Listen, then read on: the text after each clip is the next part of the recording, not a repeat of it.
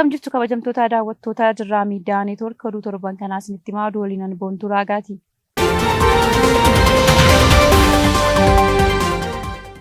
Piroojeektiin Ikkoo Turizimii Haroo Wanciif daandii waggoota 2 dura Muummicha Ministeeraa Dr. Abiy Ahimadiin ijaarsa eegalsiisan. Muummichi Ministeeraa Dr. Abiy Ahimad fuula miidiyaa isaanii irratti Ikkoo Turizimiin Haroo Wancii badhaasa uumaati. Yeroo hundaas kennaa uumama qulqulluu taatee eebba addaa nuuf kenname kunuunsuuf gabbisanii itti fayyadamuun gochaa nurraa eegamudha jedhan. Ijaarsi piroojeektii misooma mandara Ikkoo Turizimii Wancii daandii kana keessatti namoota 10,000 oliif carraa hojii akka banamees ibsan. Hojiiwwan misoomaa hedduu kanneen akka daandii, sarara ibsaa, mana barumsaa faana hojjetamus ibsa isaanii irratti Muummichi Ministeeraa Dr. Abiy Ahimad dubbataniiru. Pireezidaantiin mootummaa naannoo Oromiyaa obbo Shimallis Abdiisaa eebba mandara Ikkoo Turizimii Wancii daandiitti gammaduu isaanii fuula miidiyaa hawaasaa isaanii irratti barreessan. Mandara Ikkoo Turizimii Wancii daandii eebbisuu keenyaan gammachuu guddaatu nutti dhaga'ama jechuun mandarichi karra turizimii qofa osoo hin taane carraa hojiif dinagdee hedduu akka uumu ibsan. Kanneen mandara turizimii kana milkeessan jedhan galateeffachuun addumatti ammoo Muummichi Ministeeraa Dr. Abiy Ahimadiin galateeffataniiru. Piroojeektiin misooma Haroo Wanciif daandii kun sagantaa maaddii biyyaaf jechuun Muummichi Ministeeraa Dr. Abiy Ahimad waggaa 2 dura jalqabsiisanidha. Hawaasni naannoo Haroo Wancii jiraatan eegumsa naannoo irratti aadaa isaanii eeggachuuf hariiroo hawaasummaa jabaa qabaachuus dubbatan. Gama biroon ammoo Wanciin ganda turizimii filatamtuu addunyaa kan bara 2021 ta'uun dhaabbata turizimii UNWTO'n filatamtee turte. UNWTO'n yaa'ii waggaa Ispeen magaalaa Maadiriiditti taa'een gandootni turizimii 174 kan biyyoota 75 irraa kaadhimaman keessaa gandoonni 44 biyyoota 35 irraa kan filataman turan. Afrikaa irraa mandaroota turizimii filataman 3 kan filataman turan yoo ta'u, Wanciin mandara turizimii filatamtuu bara 2021 taate turte.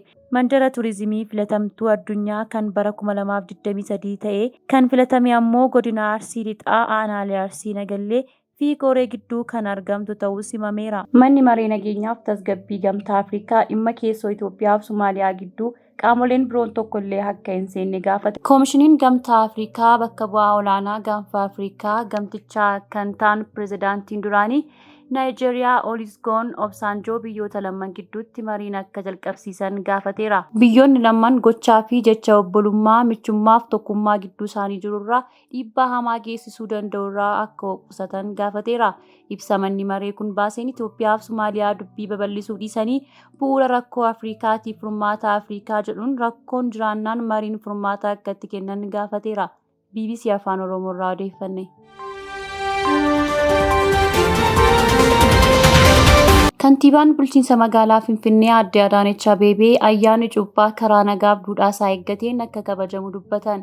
Aadde Adaanech Abeebee abbootii amantaa fi jiraattota magaalaa Finfinnee wajjin dhimma ayyaana cuuphaa irratti mari'achaa turan. Ayyaanni cuuphaa madda turizimii fi qabeenya addunyaa yuuniskootti galmaa'e waan ta'eef keessummoonni ayyaana kana kabajuuf biyyoota adda addaa irraa waan dhufaniif ayyaanicha karaa nagaa fi milkaa'ina qabuun akka kabajamu namni hunduu gahee mataasaa qabaachuu qabas jedhan. Itti dabaluunis ayyaanichi ayyaana jaalalaa waan ta'eef wal kabajuun, wal dhaga'uun, wal bira dhaabbachuu akka kabajnus waamicha koonneessaas jedhan. Xiyyaarri Itoophiyaa magaalaa Finfinnee irraa ka'ee gara Maqalee imalaa jiru daandii irraa maquusaa daandiin qilleensa Itoophiyaa beeksise. Buufata xiyyaaraa idil-addunyaa Aluulaa Naggaa erga qaqqabeen booda wayitaa qubatutti rakkoo gommaa isa mudachuusaa heeruun taatee kanaanis imaltootaaf hojjettootni xiyyaaricharraa miidhaan tokkollee akka hin qaqqabnes dhaabbatichi karaa sooshaal miidiyaa isaa ibseera. Hooggantoota olaanaa Tigraay keessaa tokko kan ta'e Piroofeesar Kendiyaan Gabrahiyoot fuula miidiyaa isaanii irratti akka barreessanitti imaltoota irratti dhiibbaan ga'e tokkoyyuu hin jiru jedhaniiru. Daandiin qilleensa Itoophiyaa ka'umsa balaa kanaa akka qoratu ibsuun imaltoota dhiifama gaafateera.